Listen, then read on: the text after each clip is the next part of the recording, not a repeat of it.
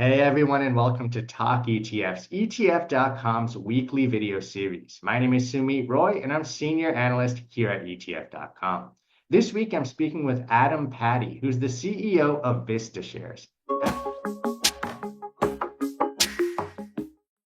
Adam, thanks so much for joining me. Thanks for having me. It's a pleasure. So, Adam, obviously, you've been in the ETF industry for a very long time. Can you tell us a little bit about your background and how you ended up starting VistaShares? Sure, I've been in the ETF industry going back to 2001, believe it or not. When I worked at Time Inc. running Fortune indexes, we launched an ETF with State Street Global Advisors called the Fortune 500 ETF back then. So it was really early on. Fast forward, I started a company called Index IQ in 2006. We focused on liquid alternatives and hedge fund replication strategies and other alts. Ended up building that up and sold it to New York Life back in 2015.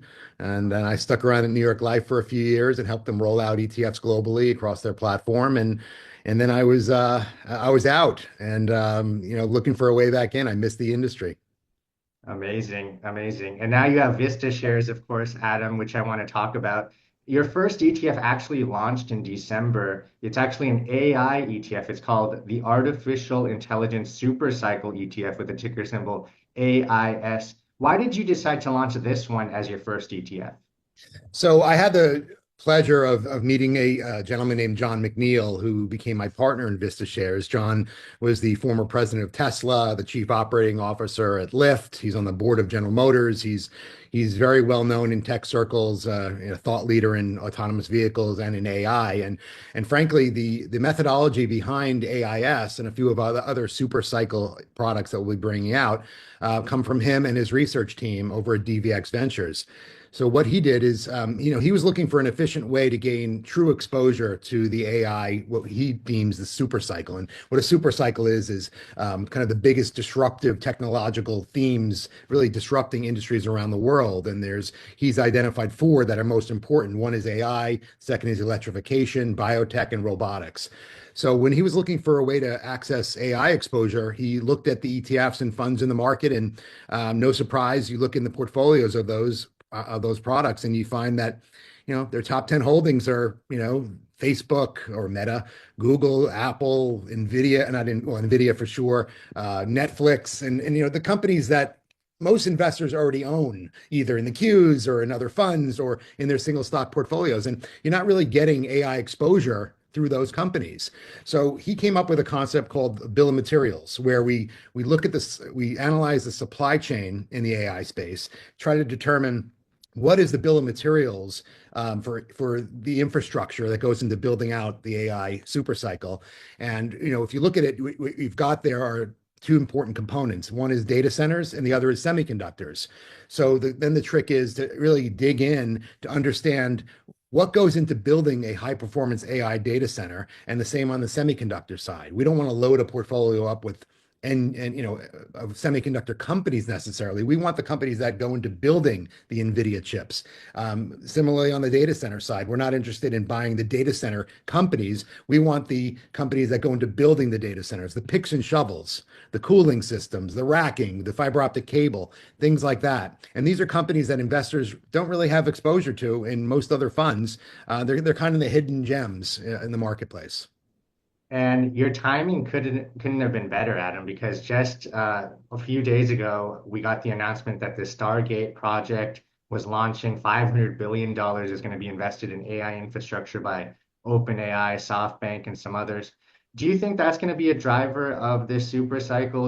I know there's been some drama surrounding whether that 500 billion is really going to come to fruition. Elon and Sam have kind of been arguing on Twitter about that. But it seems to me that regardless of Stargate, AI infrastructure spending is going to be booming. Meta CEO Mark Zuckerberg came out this morning. He said they're going to be spending 60 to 65 billion on capex. What's your take?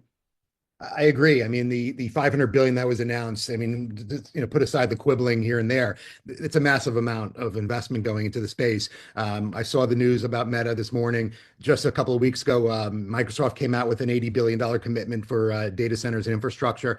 I think we're at the tip of the iceberg. We're in the first inning of the AI super cycle right now. And all of this infrastructure is going into data centers and semiconductors. And, I'm using all loosely, of course, there's other ancillary areas, but the first step on the AI super cycle is to get the compute power ramped up. And that is through the semiconductors and the data centers. And AIS is the only way to play that in the ETF market. And Adam, you mentioned other AI ETFs. They are more focused on, the stocks that you already see in QQQ or the S&P 500. So can you talk a little bit more about that? What's the portfolio look like for this ETF and how is it different than those competing ETFs? Yeah, sure. So, and I don't want to take any shots at competitive funds, obviously. So I'll leave it to the investors to dig up the tickers and look at their top 10 holdings. But to your point, you open up the top 10 holdings of those funds and, it's Apple, Google, Amazon, and Netflix. I mean, sure, these companies are making investments into the AI space, but they are not AI plays. They are getting a very small piece of their revenue from the AI supercycle.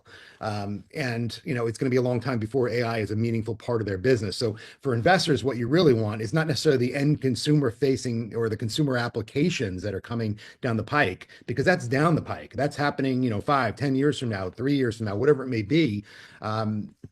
It's the infrastructure that's required first to get to that end consumer experience. So, and that's what you're looking for. So, you look at our portfolio, we've got SK Hynix, we've got Taiwan Semiconductor, we've got Marvel Technology, we've got, Micron, Vertiv Holdings, which is the dominant player in data center cooling systems. So, I mean, it's a very different type of portfolio, and most likely investors have very little exposure to most of the companies in our portfolio.